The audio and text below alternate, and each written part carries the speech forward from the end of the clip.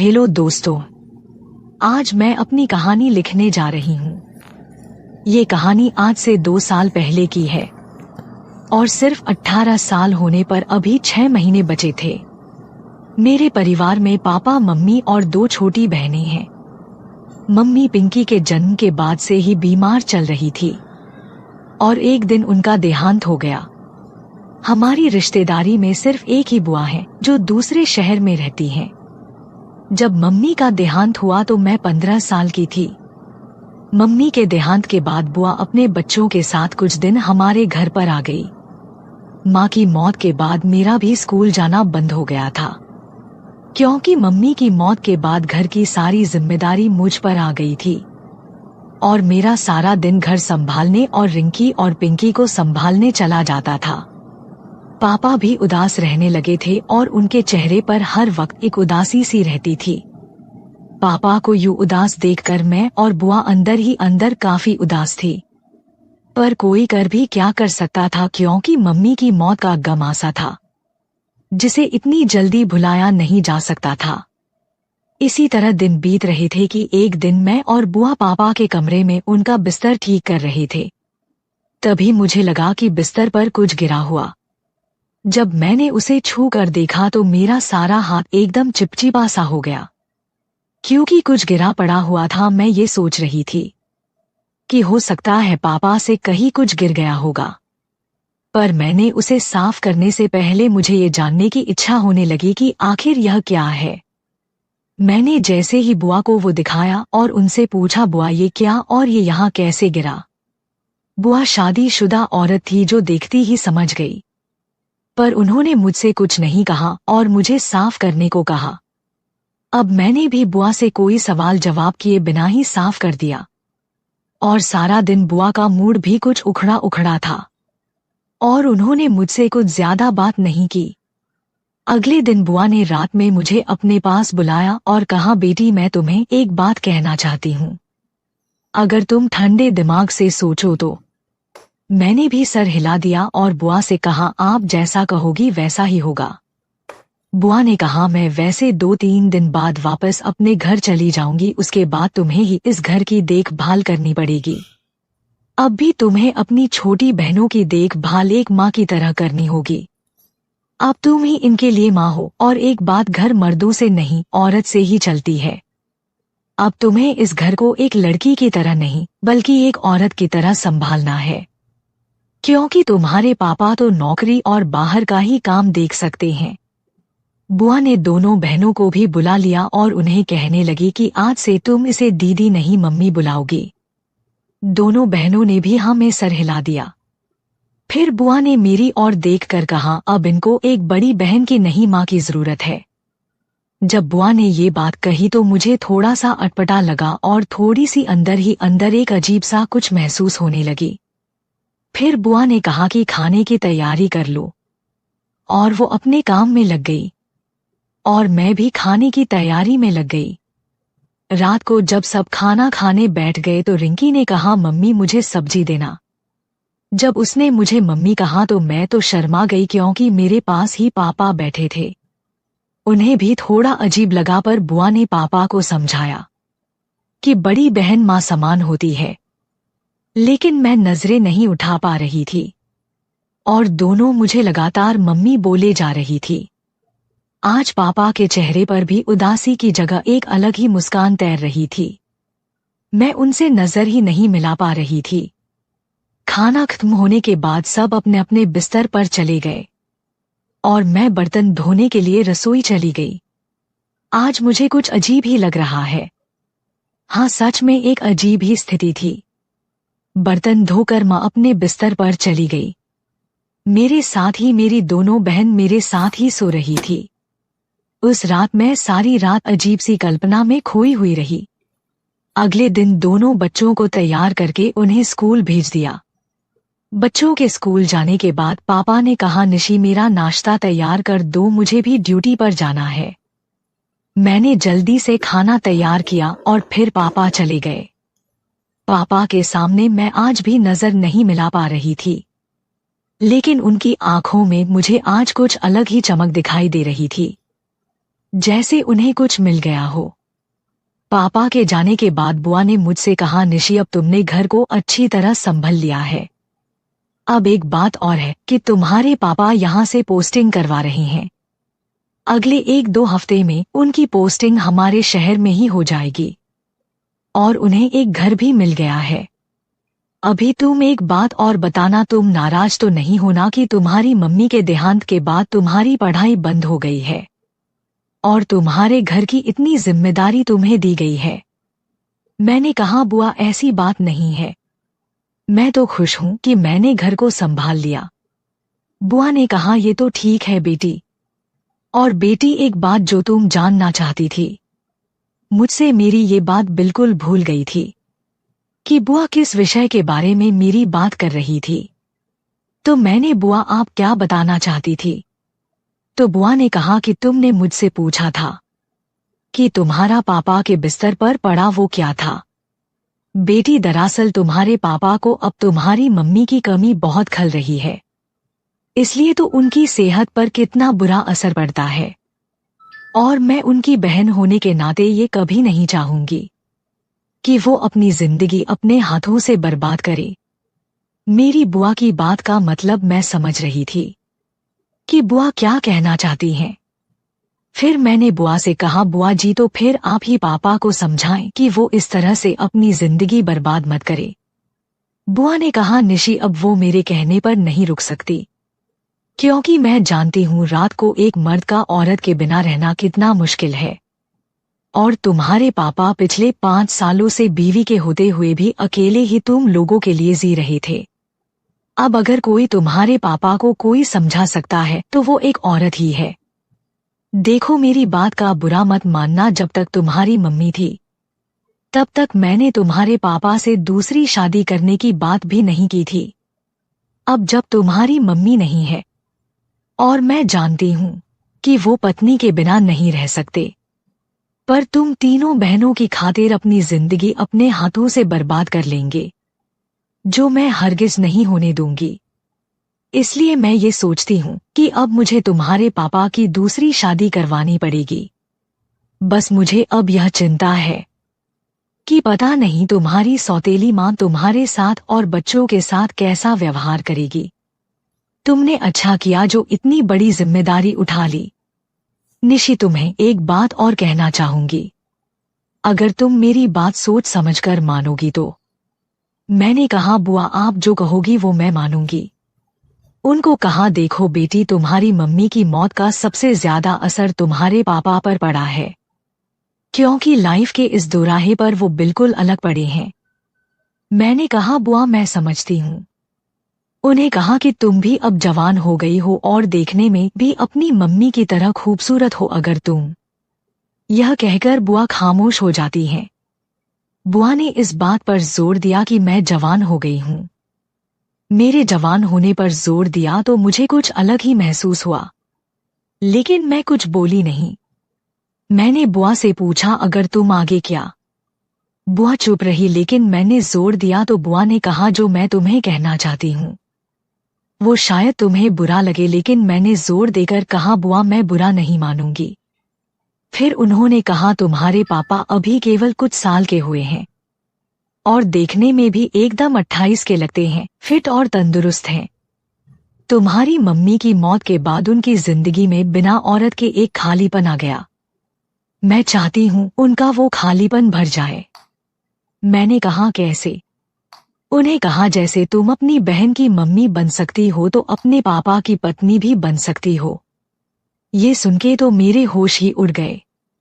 मैं सिर्फ 15 साल की बच्ची थी, अपने पापा के बारे में ऐसा सोच भी नहीं सकती थी कि मैं पापा से शादी करके उनकी पत्नी बनूंगी और उनके बच्चों की मम्मी बनूंगी। बुआ ने ये क्या कह दिया? काफी देर तक एक खामोशी रही, फिर बुआ ने ही कहा, क्या हुआ निशी? मैंने कहा, बुआ ये आप क्या बोल रही, ऐसा नहीं हो सकता क्योंकि वो मेरे पापा हैं। बुआ ने कहा, मुझे पता था तुम ऐसा ही बोलोगी, इसलिए मैं तुम्हें नहीं बताना चाहती थी। तुम लोगों को तो सिर्फ अपनी फिक्र है और दूसरे की नहीं। तुम तो 2 और 3 साल बाद शादी करके अपने घर चली जाओगी और फिर तुम्हारी बहनें भी चली जाएंगी। तुमने सोचा है अकेला जीना कितना मुश्किल है? अगर पापा ने दूसरी शादी किसी और लड़की से कर ली तो वह तुम्हारी बहनों के साथ तुम्हारे साथ पता नहीं कैसे बर्ताव करेगी। तुम ही देख लो, तुम्हारी मम्मी जिंदा थी तब तुम्हारे पापा कितने खुश थे, और अब देख लो, उन्हें एक औरत के प्यार की जरूरत है। अगर किसी दूसरी लड़की के साथ शादी कर भी ली जाए तो पता नहीं वो कैसी निकलेगी। वैसे भी अभी वो जवान है, स्मार्ट है, और तुम भी काफी खूबसूरत हो, अपने पापा को खुश रखने के काबिल हो।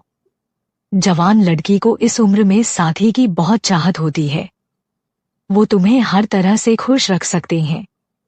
अपने पापा से शादी करके तुम अपने पापा का जीवन और अपनी बहनों का भविष्य के साथ खुद भी एक अच्छी जिंदगी जी सकती हो।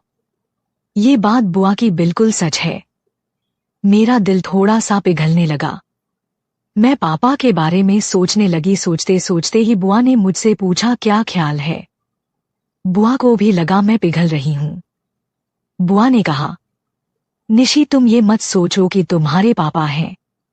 बस एक बार सिर्फ ये सोचो कि वो एक इंसान ही है और तुम उनकी बेटी नहीं, एक औरत हो। क्या कमी है तुम्हारे पापा में? अभी भी बहुत सुंदर जवान हैं। और मुझे यकीन है कि अगर तुम्हारे पापा आज भी तुम्हारे जैसी किसी लड़की को प्रपोज कर दे तो शायद ही मना करे। तो फिर तुम क्यों नहीं, वो तुम्हें हर तरह से खुश रखेंगे। तुम दोनों एक दूसरे को अच्छे से जानते हो, क्योंकि मानो अगर एक बार तुमने कहा था, तुम्हें अपनी जिंदगी में कभी अपने इस फैसले पर पछताना नहीं पड़ेगा, इतनी खुशी मिलेगी तुम्हें। बोलो तुम क्या कहती हो? मैंने कहा हुआ वह मेरे पापा है, मैं उनकी बेटी हूँ, उन्होंने मुझे पैदा किया है। मैं अभी सिर्फ 15 साल की बच्ची हूँ, अभी हाई स्कूल भी पास नहीं किया। वह कभी नहीं मानेंगे बुआ, मुझे कुछ समय चाहिए सोचने के लिए। बुआ ने कहा 2 घंटे बाद तुम्हारे पापा घर आकर मुझे बस स्टैंड छोड़कर आएंगे, तब तक तुम सोच लो। मैंने कहा ये तो बहुत थोड़ा टाइम है। बुआ ने कहा सिर्फ 2 घंटे का टाइम ही तुम्हारे पास, तुम्हें ही फैसला करना है कि तुम मेरी भाभी बनोगी या मैं तुम्हारी बुआ ही रहूंगी। उसके बाद बुआ दूसरे कमरे में जाकर पैकिंग करने लगी। मैं अपने कमरे में ही पापा के बारे में सोचने लगी।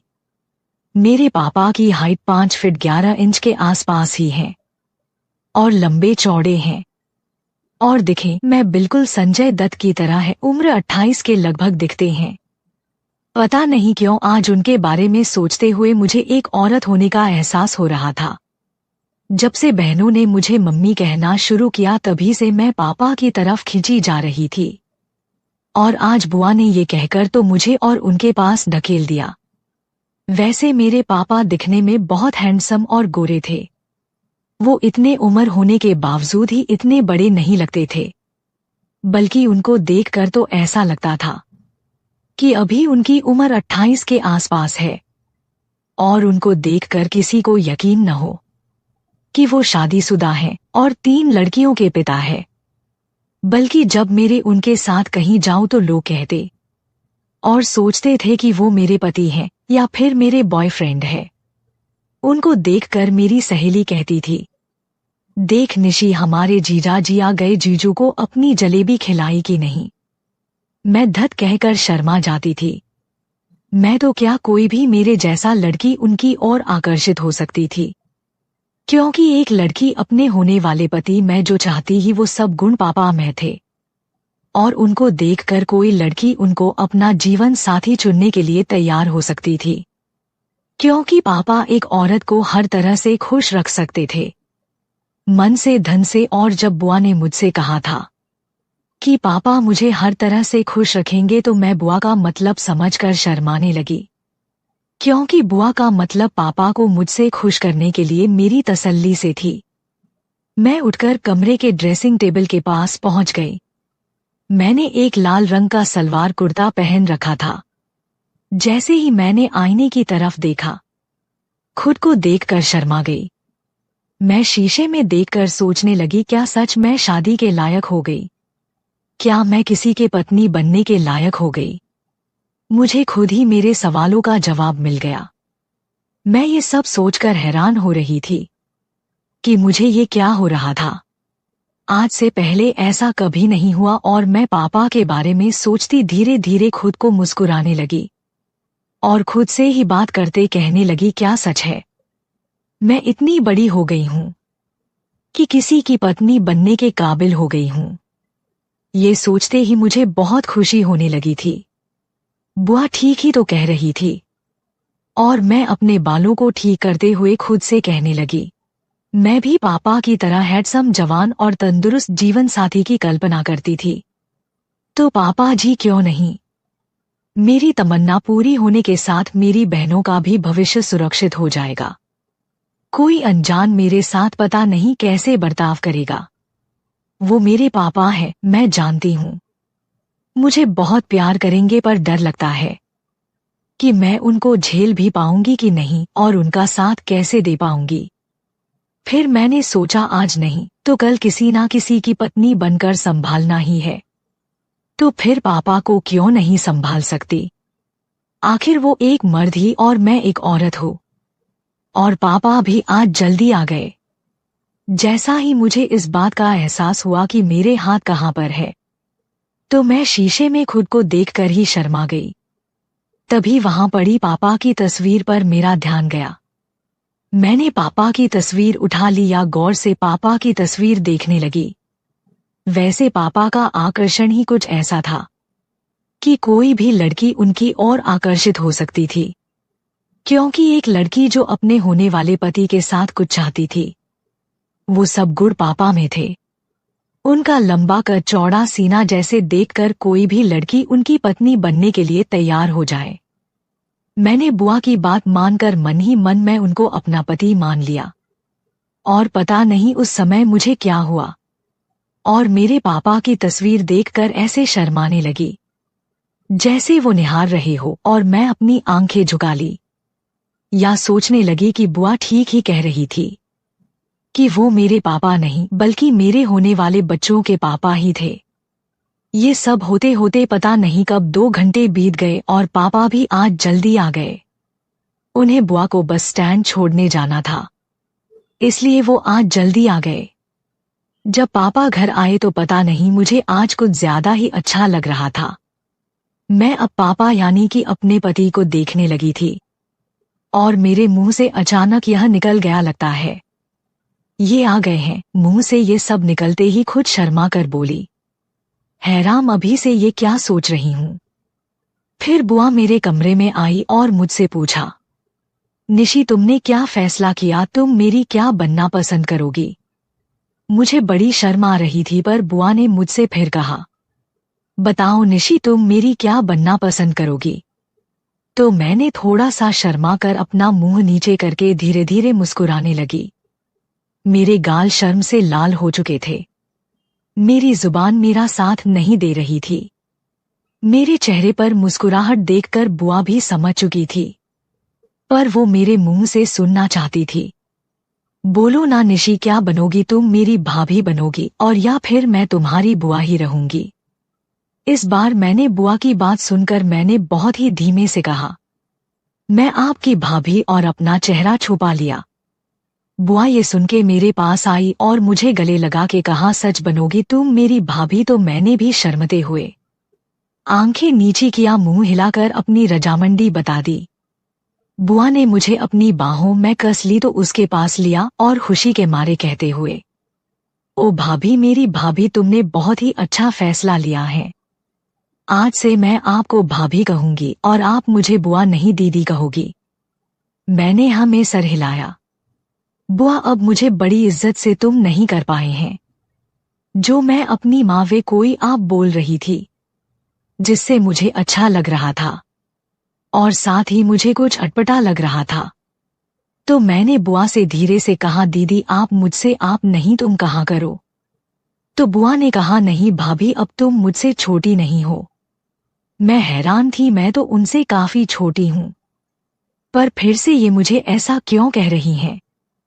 तो बुआ ने प्यार से मेरी चिन को ऊपर उठाकर मेरी आंखों में देखकर, भाभी भैया मुझसे बड़े हैं और अब तुम उनकी होने वाली बीवी हो। इस नाते आपका पद बड़ा ही और मेरा आपकी इज्जत करना फर्ज है। मैं बुआ की बात का मतलब समझ चुकी थी। फिर बुआ मुझसे एक बार और गले लगाकर मेरी आंखों में देखकर बोली, भाभी अब से इस घर की लक्ष्मी हो, इस घर की इज्जत, इस घर की मालकिन। और सबसे बड़ी बात भाभी, अब से तुम इस घर की ही नहीं हो, भैया के दिल की भी मालकिन हो। बुआ ने मुझसे एक शरारत के लिए कहा था, जिससे मैं बुरी तरह से शर्मा गई। बुआ ने फिर मुझसे कहा, भाभी मुझे यकीन है कि जिस तरह तुमने घर को संभाला उसी तरह से आप भैया को भी संभाल लोगी। मैं धीरे से बोली, बुआ मैं कोशिश करूंगी। बुआ बोली, भाभी अब से बुआ नहीं दीदी कहा करो, भैया से रिश्ता बदलेगा तो मुझसे भी बदलेगा ना। भैया तुम्हारे पति हुए तो उनकी बहन तुम्हारी ननद क्यों, सही कहा ना। और तुम्हारी मम्मी और मेरा रिश्ता ननंद भाभी से बढ़कर एक सहेली जैसे था। हम दोनों आपस में सब कुछ शेयर करते थे और आपस में काफी पल गहरी सहेली की तरह बिताते थे। अब से तुमने उनकी जगह ले ली है। फिर बुआ ने शरारत करते हुए कहा, भाभी कोशिश क्या करनी है, भैया को तो संभल ही लोगी। और बुआ ने जिस तरह से मुझे कहा कि पापा को संभाल लूंगी, मैं शर्मा गई कि बुआ किस तरह से बोल रही है कि मैं पापा को संभाल लूंगी। मुझे पापा को एक पत्नी की तरह संभालना था। फिर बुआ मुझे मम्मी की अलमारी के पास ले गई और मम्मी की अलमारी खोलकर मम्मी की कुछ साड़ियां और गहने दिए और एक हार जो बहुत ही सुंदर था मुझे देते हुए कहा, भाभी ये हार इस घर की बहू को दिया जाता है और अब से तुम इस घर की बहू हो तो इस पर सिर्फ तुम्हारा हक है। बुआ ने सारी साड़ियों के ब्लाउज मेरे ही नाप के बनवा रखे थे। शायद वो काफी दिन से इसकी तैयारी कर रही थी। फिर मैंने धीरे से बुआ से कहा, दीदी पहले आप इनसे तो बात कर ले कि उनको ये सब मंजूर है कि नहीं। तो बुआ मुझसे छेड़ती हुई बोली, अभी से ही उनको। और फिर मुझे पायल देते हुई बोली, अच्छा है अभी से आदत डाल लो क्योंकि औरत अपने पति का नाम नहीं लेती है। फिर बुआ ने कहा, आप उसकी चिंता मत करिए, मैं बात कर लूंगी। मेरा दिल कह रहा था कि पापा इस रिश्ते से मना कर देंगे, लेकिन मुझे इस बात की उम्मीद तो कम थी। मुझे कम इसलिए लग रही थी कि किसी भी मर्द को मेरी जैसी पत्नी मिले तो मना नहीं कर सकता। फिर मैंने कहा, दीदी। बुआ बोली, हाँ भाभी बोलो, कुछ कहना है। मैं बोली, दीदी अगर ये शादी होती ही तो बच्चे, मेरा मतलब रिंकी और पिंकी, उनकी मम्मी मैं ही रहूंगी। बुआ बोली, ये भी कोई कहने की बात है, तुम ही उनकी माँ रहोगी, कोई उनको कुछ नहीं बताएगा। पर भाभी मैं तो कहती हूँ उनकी माँ तो तुम हो और भैया के साथ शादी के बाद आप लोग एक बच्चा कर लो। बुआ के मुंह से पापा और अपने बच्चे की बात सुनकर मैं शर्म से पानी पानी होते हुए चेहरा झुकाकर धीरे से बोली, दीदी मैं बच्चे के लिए मना थोड़े ही कर रही हूँ, पर मैं उस लायक तो हो जाऊं। दीदी मुझे 6 साल का समय तो दो, मैं तो बस ये कह रही हूँ कि और बच्चे होने से आपके भैया का प्यार रिंकी और पिंकी के लिए कम ना हो, और तब तक यह बच्चे भी बड़े और समझदार हो जाएंगे, हमारा प्यार भी नहीं बटेगा। बुआ बोली, तुम क्या कुछ सोच रही हो, ऐसा कुछ नहीं होगा, बस तुम दोनों को प्यार होना चाहिए। बुआ शरारत करते हुए बोली, मैं सब समझती हूँ, तुम अभी क्यों मना कर रही हो, ताकि अपने पापा के साथ। मैंने कहा, धत दीदी कैसी बातें कर रही हैं। दीदी बोली, अपनी भाभी के साथ मजाक भी नहीं कर सकती, अब हम सहेली हैं नंद भाभी होने के साथ। फिर पापा उनका सामान उठा के गाड़ी की डिग्गी में रखने लगे। फिर बुआ ने कहा, भाभी तुम भी हमारे साथ बस स्टैंड चलो। मैंने पापा की तरफ देखा तो उन्हें बैठने का इशारा किया। मैं जैसी ही पिछली सीट पर बैठने लगी, बुआ ने कहा, निशी तुम यहाँ बैठो, और मुझे आगे बैठा दिया। मैं आगे बैठ गई, लेकिन आज आगे बैठने का कुछ अलग ही माहौल महसूस कर रही थी। हम बस स्टैंड पहुंच गए और बुआ को बैठाकर घर की तरफ चल दिए। पापा वापसी में गाड़ी में बैठे मुझे चोर नजरों से देख रहे थे, साथ में हल्का हल्का सा गुनगुना भी रहे, और इसी तरह हम घर पहुंच गए। मैंने पापा से पूछा कुछ चाहिए तो उन्होंने चाय मांगी और वो अपने कमरे में चले गए। मैंने भी अब बच्चों के लिए खाने की तैयारी कर ली है। कि वो स्कूल से आकर ही खाना खाते हैं। शाम को मैं खाने की तैयारी करने लगी और टीवी देखने लगी। वैसे तो हम सब एक साथ खाना खाते थे, लेकिन आज मैंने पापा और बच्चों को पहले खाना खिलाया। पापा ने मुझे भी साथ बैठकर खाने को कहा, तो मैंने कहा आप लोग खा लीजिए, मैं बाद में खा लूंगी। और सब खाना खाकर अपने कमरे में चले गए। मैं पापा के जूठे बर्तन उठाने लगी। फिर मैंने कुछ सोचकर उसको वही रहने दिया और पापा के जूठे बर्तनों में ही खाना खाया और जूठे गिलास से ही पानी पिया। आखिर एक पत्नी का धर्म होता है पति का जूठा खाना, और मैंने अभी से पापा को अपना पति मान लिया था। पता नहीं मैं ऐसा क्यों कर रही थी, लेकिन आज मैंने जैसे ही पापा के झूठे गिलास से पानी पीने के लिए उसे अपने होठों से लगाया, मुझे आज अलग ही फील हो रहा था। मुझे बड़ा ही अजीब और अच्छा लग रहा था। मुझे लगा कि बुआ ने कहा मेरे और पापा के रिश्ते के बारे में मैंने खुद ही सोचा हो और मुझे इमोशनल करके इस रिश्ते के लिए राजी कर लिया हो, और मैं भी ना समझ जो हाँ कर बैठी, पर पापा जो इस रिश्ते के लिए कभी हाँ ना करे हो सकता है पापा को इस बारे में पता ही ना हो। आखिर मेरी बेटी थी मैं ये जानने के लिए कि पापा ने इस रिश्ते के बारे में मुझे पता भी है कि, और फिर बुआ ने खुद अपने मन से इस नए रिश्ते को जोड़ने के कदम बढ़ाए ही मुझे पापा से इस बारे में बात करनी चाहिए। मैं पापा के रूम के पास पहुंची और जैसे ही मैं अंदर जाने लगी तो खिड़की खुली देखकर मैं रुक गई, और जो मैंने पापा के रूम में देखा मुझे अपने सवाल का जवाब मिल गया। आज सुबह पापा जिस तरह से मुझे देख रहे थे, मुस्कुरा रहे थे, वो एक पिता की नजर नहीं थी। मैं समझ गई बुआ ने पापा को सब कुछ पूछ कर किया है।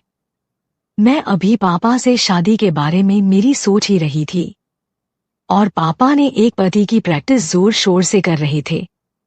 आज इतने दिनों के बाद पापा के चेहरे पर खुशी देखकर मुझे समझ आ गई थी कि बुआ ने पापा से पूछकर इस बात को आगे बढ़ाया है। मेरा कहना था कि पापा को मेरे और उनके बीच नए रिश्ते के लिए कोई ऐतराज नहीं है। मुझे मेरे सवाल का जवाब मिल गया। पापा ने मेरे साथ मैदान में उतरने से पहले अभ्यास शुरू किया था। पापा की इतनी जोरदार प्रैक्टिस देखकर मुझे इस बात का अंदाजा हो गया था कि अब मेरा मुकाबला कितने जोरदार खिलाड़ी से होने वाला है। मैंने भी अब इस रिश्ते को दिल से स्वीकार कर लिया था। मैं अपने कमरे में आ गई, लेकिन मेरी आंखें में नींद कोसों दूर थी। मेरे बिस्तर पर बैठी सोचने लगी। बार बार मेरी आंखों के सामने पापा की तस्वीर आने लगी और सोच के मेरे चेहरे पर शर्म और मुस्कुराहट आ गई कि पापा भी अब मेरे साथ नए रिश्ते को बनाने को उत्साहित थे। अब मैं हाउसवाइफ की तरह सोचने लगी जिसके 2 बच्चे और एक पति है। मैंने बुआ की दी हुई साड़ियां उठाई और ब्लाउज उठाया, एक अच्छी सी साड़ी चुनी और मैचिंग ब्लाउज सेलेक्ट किया। उसको लेकर मैं बाथरूम में गई और बुआ की दी हुई साड़ी पहनकर बाहर ड्रेसिंग टेबल के सामने आ गई।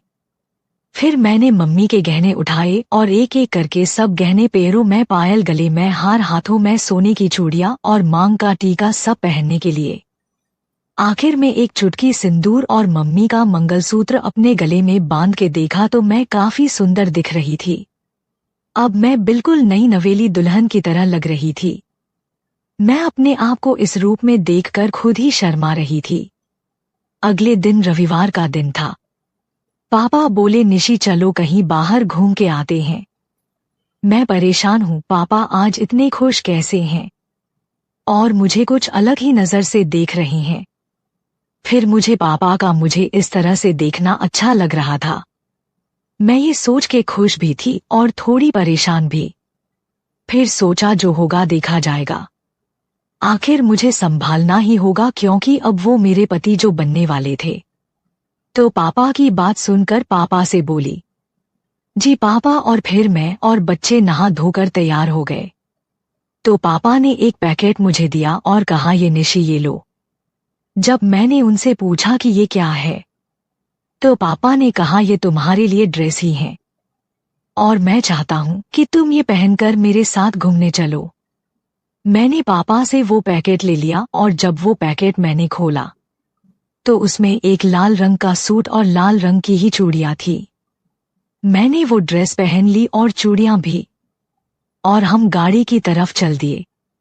गाड़ी में रिंकी बोली कि मैं आगे बैठूंगी तो पापा बोले नहीं बेटा, मम्मी को बैठने दो, अगली सीट पर मम्मी ही पापा के साथ बैठती हैं।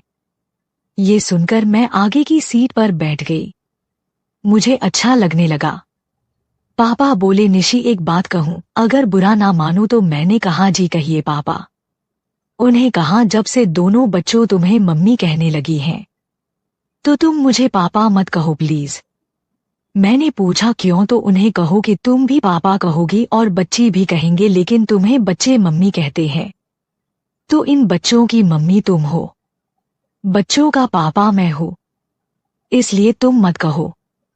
और अगर कोई बाहर वाला तुम्हें बच्चों के साथ तुम्हें मुझे पापा कहता देखेगा तो क्या कहेगा। मैं एक कामुक मुस्कान के साथ बोली अगर आपको पापा नहीं कहूँ तो फिर क्या कहूँ। पापा बोले तुम्हें नहीं पता। मैं थोड़ा शर्मा कर जी मुझे कैसे पता चलेगा।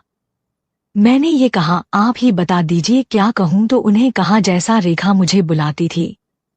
रेखा पापा की बीवी और मेरी मम्मी का नाम था। तुम मुझे वैसे ही बुला सकती हो और मुझे मेरे नाम से, और फिर जैसे तुम्हारी मम्मी मुझे बुलाती थी। बोलो निशी तुम मुझे वैसे ही बुलाओगी ना। तो मैं अलहड़ सी मुस्कुराती हुई शर्म से ना मैं सर हिलाया, ये मुझसे नहीं होगा। पापा बोले क्यों नहीं हो पाएगा, इसका मतलब तुम अभी मुझे स्वीकार नहीं कर रही हो। मैं बोली ऐसी बात नहीं है पापा, तो मैं बड़ी होने पर आपके जैसा ही पति चाहती थी। कुदरत का खेल देखिए कि उसने आपको ही मेरा जीवन साथी बना दिया। दोस्तों आगे की रोमांटिक कहानी दूसरे वीडियो में है। हेलो दोस्तों, आपको यह कहानी कैसी लगी कमेंट बॉक्स में जरूर बताएं। और आपसे निवेदन करती हूँ कि अगर आप हमारे चैनल पे नए हैं तो हमारे चैनल को सब्सक्राइब करके हमें सपोर्ट करें। हम आपके लिए रोमांटिक कहानियां लाते रहेंगे। धन्यवाद।